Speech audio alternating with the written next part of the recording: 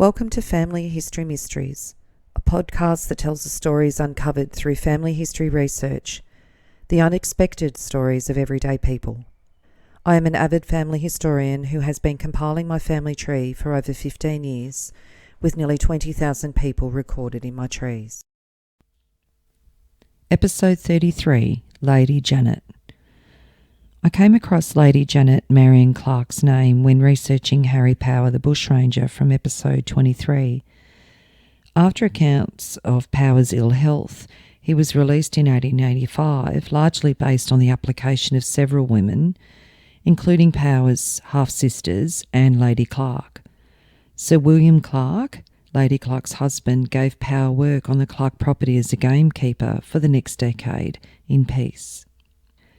Janet Clarke was a society hostess and a leading patron of good causes in Melbourne from the 1880s until her death. Lady Janet Clarke was born Janet Snodgrass at Doogaluk Station on the Goulburn River on the 4th of June 1851. Janet was one of 9 children. Janet was the daughter of Peter Snodgrass. Peter was born on the 29th of September 1817 in Portugal. He was the third son of Lieutenant Colonel Kenneth Snodgrass, who was later Lieutenant Governor of New South Wales, and Janet Wright. Peter arrived in Sydney, New South Wales, with his parents in December 1828.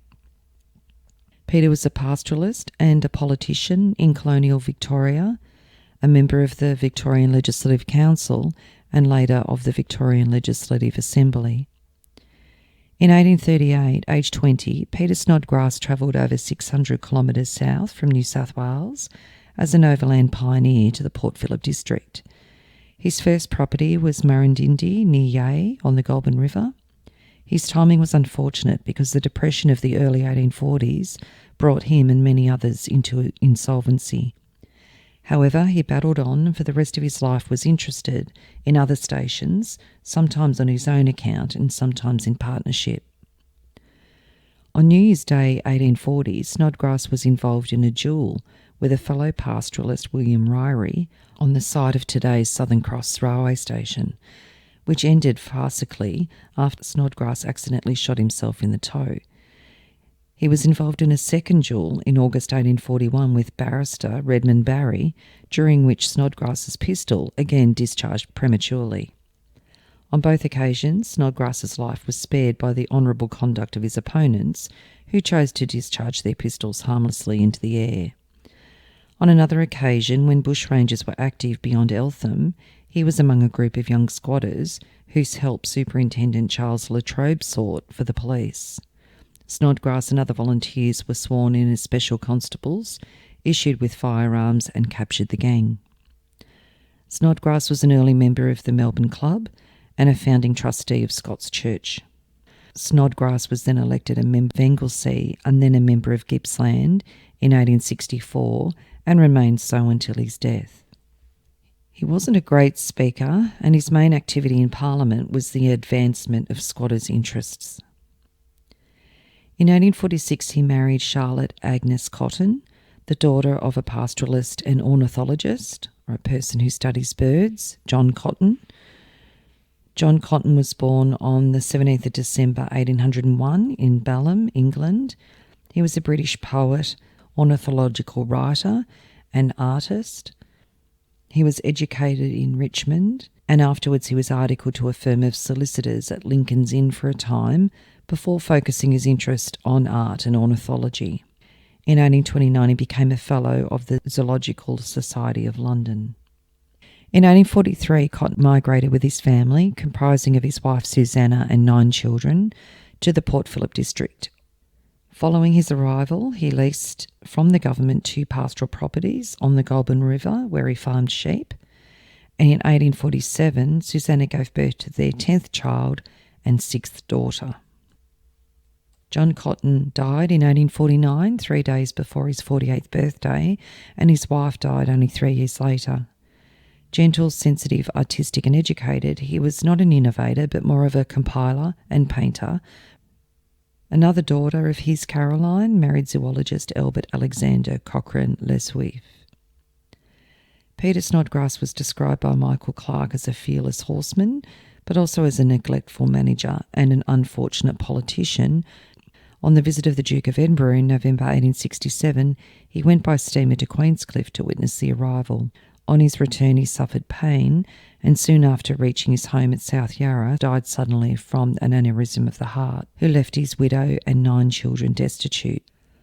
Following her father's death when she was 16, Janet was given tutelage by Arabella Winter Cook at Merndale, near Hamilton, before taking up a post as a companion for Mary Clarke, wife of William Clarke, and their children in Sunbury in 1869.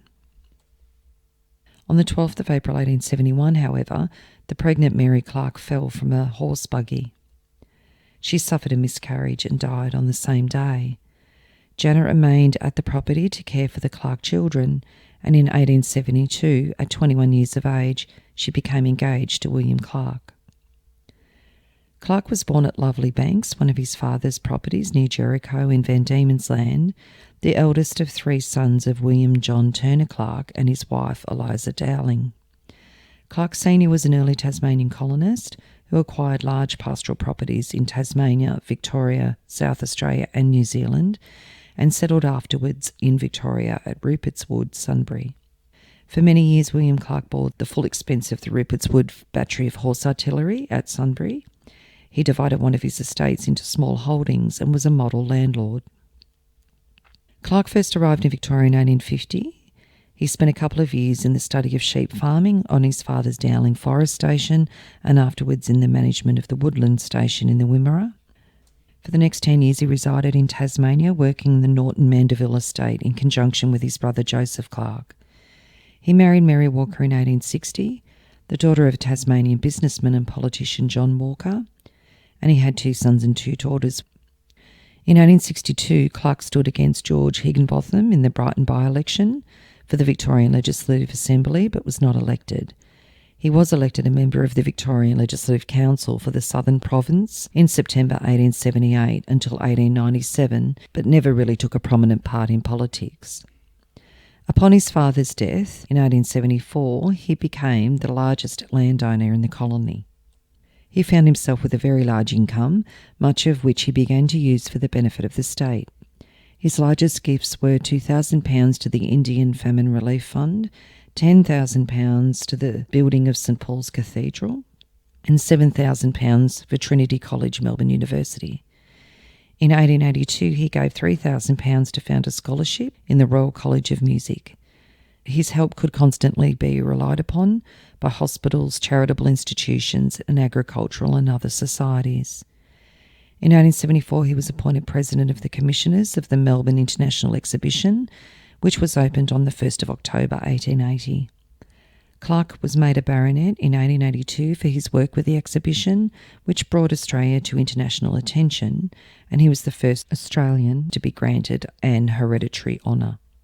Clarke also took interest in various forms of sport. His yacht, the Janet, won several races, but he was not very successful on the turf. The most important race he won was the VRC Oaks.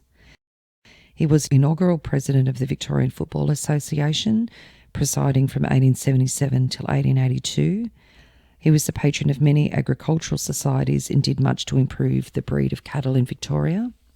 Before the Victorian Department of Agriculture was established, he provided a laboratory for Ralph Waldo Emerson MacIver and paid him to lecture on agricultural chemistry in farming centres. In 1886, he was a member of the Victorian Commission to the Colonial and Indian Exhibition, and in the same year Cambridge gave him an honorary degree of LLD. He also served terms as president of the Australian Club and president of the Melbourne Cricket Club. Clarke was a very prominent Victorian Freemason. In 1885, he largely financed the building of the Freemasons' Hall at 25 Collins Street. In Clarke's later years, although his interests lay principally in the country, he lived at his townhouse, Cliveden, in East Melbourne. He died suddenly at Melbourne on the 15th of May, 1897. The pair were married on the 21st of January, 1873. Janet Clarke, a novice to the combined role of wife and society hostess, was thrown into Melbourne's elite social circle. Years later, Michael Clarke would note that his grandmother was conscious of her deficiencies. She covered her ignorance by being a good listener. She concealed her lack of social know-how by being a thoughtful hostess and a cautious guest. She was deferential to her elders and betters, kind to nervous young ladies, and considerate to servants.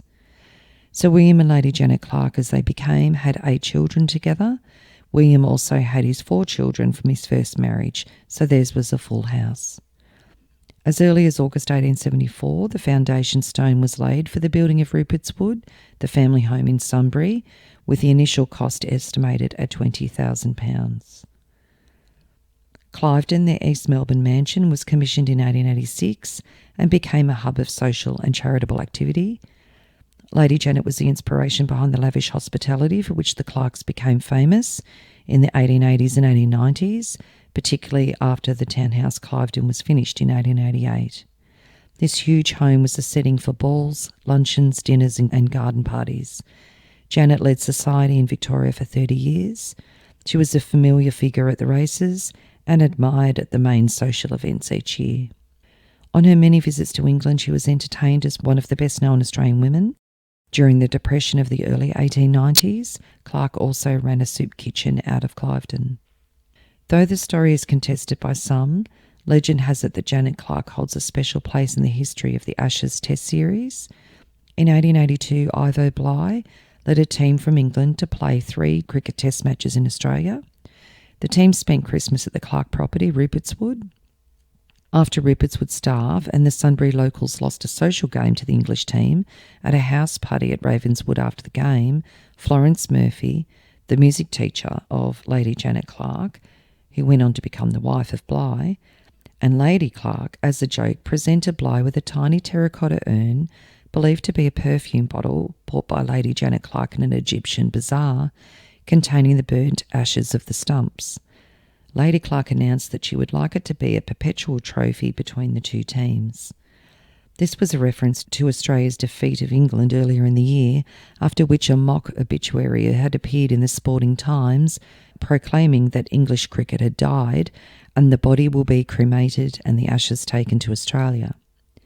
The ashes urn sat in the home of the Blighs until 1927, when Florence Bligh gave it to the Marylebone Cricket Club after her husband's death. It was never designed to be a trophy, but rather a symbol. Janet Clarke was a giant in the 19th century charitable circles. An article entitled Australian Lady Bountiful in Table Talk in 1885 acknowledged her practical charitable work for the Melbourne District Nursing Society and recounted the presentation of an address and Bible together with a petition to Lady Clarke containing 400 signatures from grateful working people expressing our sincere thanks to you for your kindness and benevolence shown towards our sick and poor. Punch magazine suggested that most of the big charitable works which had been carried out in Melbourne had their origins in Janet Lady Clarke's ballroom. On her death in 1909, the leader pronounced that she stood at the head and the front of almost every philanthropic movement. A century later, her philanthropic legacy remains amongst the most enduring in Victoria in the areas of education, the arts and social welfare. Janet Clarke was particularly supportive of educational causes. She helped to establish the College of Domestic Economy, later the Emily Macpherson College, and the Melbourne Church of England Girls' Grammar School. She donated £6,000 towards the building of a hostel for women university students at Trinity College, University of Melbourne as it is today. The hostel provided the first separate residential accommodation for women students. The only stipulation Lady Clarke had was that any woman from any religious denomination could be a resident of the hostel. This later expanded and renamed Janet Clarke Hall. Despite her public activities, Janet Clarke did not support women's suffrage and promoted domesticity as the ordinary woman's natural duty. She did believe, however, that women's maternal and domestic influence was needed outside the home. Once women had obtained the vote, she encouraged political awareness amongst her own acquaintances and was instrumental in the establishment of the Australian Women's National League. Upon the death of her husband in 1897, Lady Clarke used the title Lady Clarke rather than Dowager. As the trustee of her husband's estate, she showed herself to be quite a capable manager. She lived at Cliveden until she died on the 28th of April 1909, aged 57. She was mourned by many who had known her personally and hundreds who had known her generosity. She had been ill for about a year, suffering from pleurisy, pneumonia and peritonitis at various times. Clarke's funeral was held at St Paul's Cathedral and officiated by the Archbishop of Melbourne, and she was buried at the Melbourne General Cemetery next to her husband. The couple felt such an attachment to two of their workers that they paid to have them buried beside them. They were generous and they gave a lot of money to causes and were much loved. Lady Janet Clarke was survived by 6 children and 3 stepchildren. One of their sons, Sir Francis Grenville Clarke, went into politics and was a member of several Victorian ministries. He became president of the Legislative Council in 1923 and held that position for almost 20 years and was created KBE in 1926. Another of their sons, Russell, was a member of Parliament. William Clarke's son Rupert succeeded him as the 2nd baronet. The baronetcy of Clarke of Rupertswood is one of the only 2 active hereditary titles in an Australian family. When Sir William's baronetcy was inherited, Rupert's wife took on the title of Lady Clarke. His second son, Ernest Edward Dowling Clarke, was a noted racehorse owner and was closely associated with horse trainer James Scobie. There's a detailed article outlining the death of Lady Janet Clarke. It says, her death announced. Deep, widespread and sincere regret will be felt at the announcement made this morning at the death of Janet Lady Clarke, which took place at her residence, Cliveden, East Melbourne. Some 6 years ago, while voyaging back to Australia from Europe, she contracted Maltese fever, a malarial ailment very rarely in evidence in Australia. A partial recovery about 2 years ago was followed by a steadily increasing suffering from the effects of the fever, and for the past 12 months, Lady Clarke has practically been confined to her room. Unconsciousness set in on Tuesday. Although the sufferer appeared to be rallying at midnight, she died peacefully shortly after 1 a.m. while still unconscious. For 30 years, Lady Clarke has been a prominent figure in Melbourne society, not only at social functions, but in charitable, artistic, religious and educational centres. As a rich woman, she recognised her responsibilities and never shirked them. Her daily engagements would have severely tried most public men. She not only succeeded in carrying them out, but she found time for her home life and brought up a large family.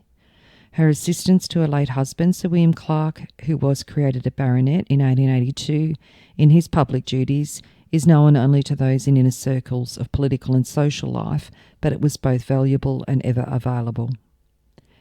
Lady Janet Clarke was the eldest daughter of Peter Snodgrass and granddaughter of Colonel Kenneth Snodgrass.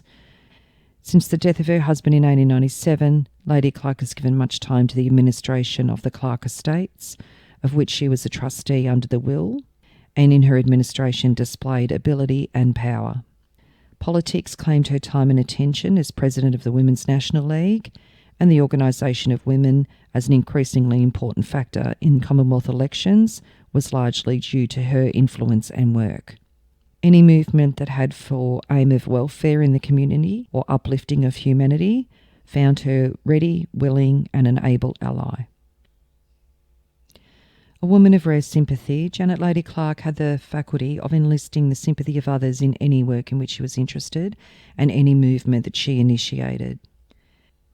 The case of the poor, particularly the sick poor, was of her chief concern. In the days of financial trouble following the collapse of the land boom, the distress of many of the people in the neighbourhood of Cliveden occasioned her grave anxiety, and it was on record that for many months hundreds were fed daily at her own expense, served with her own hands, not only at Cliveden, but at the schoolroom at the intersection of Hoddle Street and Victoria Parade in East Melbourne.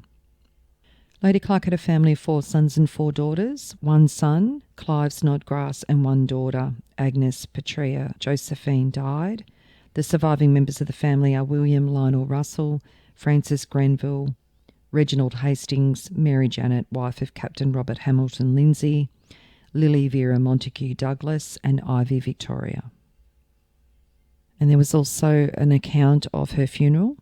Janet Lady Clarke, an impressive funeral, streets densely thronged. Janet Lady Clarke was buried yesterday by the side of her husband, Sir William John Clarke, whose death took place 12 years ago. The esteem in which she was held received exemplification in many ways.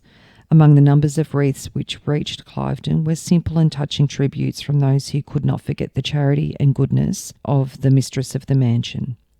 Hundreds of people stood with bowed heads and lowered eyes, their respect for the dead being made deeper by human sympathy with which their knowledge of Janet Lady Clarke had inspired them. The road from Cliveden to St Paul's Cathedral was lined with people, and the church itself was crowded.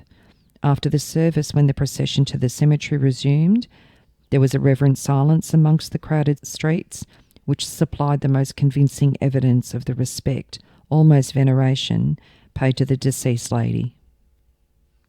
And then on the 29th of July 1909, it was published in the Argus of Janet Lady Clarke's will. The will of the late Janet Lady Clarke, who died on April 23rd, was lodged for probate yesterday. The executors are Colonel F.G. Hughes, a brother-in-law of the deceased lady, and Mr. William Howard, manager of the late Sir William Clarke's affairs. Janet Lady Clarke left real estate of the value of only £200, comprising of 11 acres of land at Macedon. The personal estate was sworn in at £109,587. The deceased lady makes specific bequests of certain paintings to her sons and certain articles of jewellery to her 3 daughters, and certain articles of furniture at Cliveden, which were her private property, were held by the executors for equal distribution amongst her sons and daughters. There was a request that the proceeds of any personal properties sold, that a sum of £20,000 should be invested from this.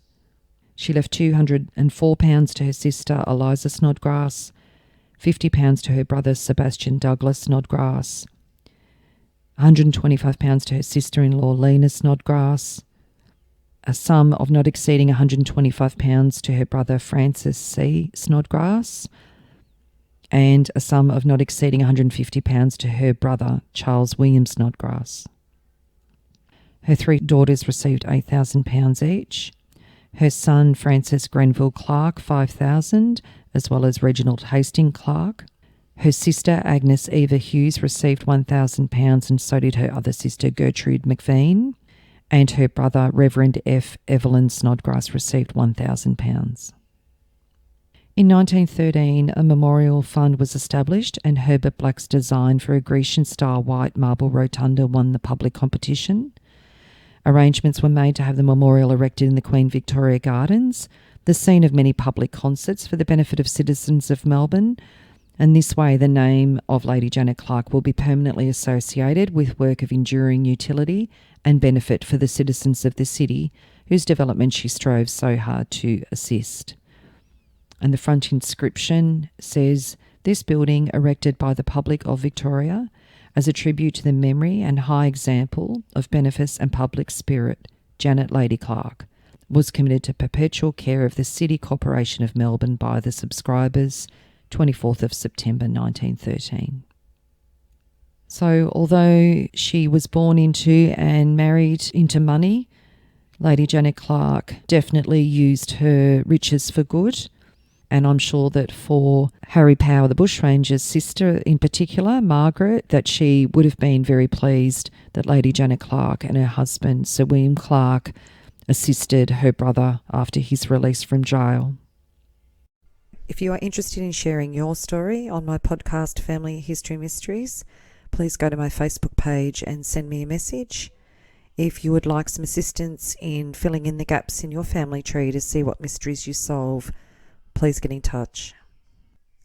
And don't forget, you can have early access to episodes by subscribing, and you'll also gain access to bonus episodes